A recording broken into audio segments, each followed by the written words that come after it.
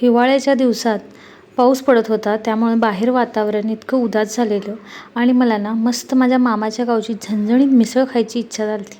तर मी ती कोल्हापूरला जाऊन लगेच खाऊ नव्हते शकत, त्यामुळे मी घरी बनवलेली अख्ख्या मुगाची उसळ झणझणीत बनवलेली.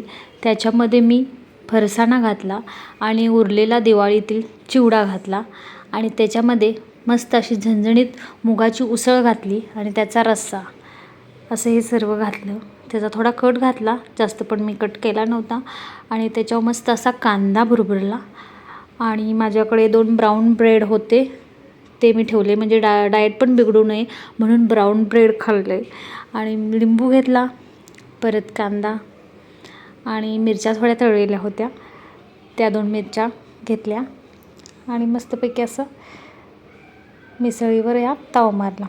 त्याच्यात आता मी लिंबू छान असं पिळून घेते.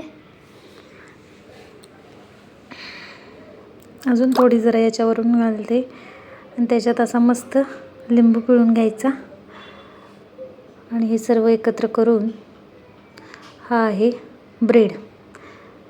कोल्हापूरला ब्रेडच खातात, मुंबईमध्ये पाव खातात आणि ही मिसळ त्याच्यासोबत असा ह्याच्यावर मी मस्त ताव मारला.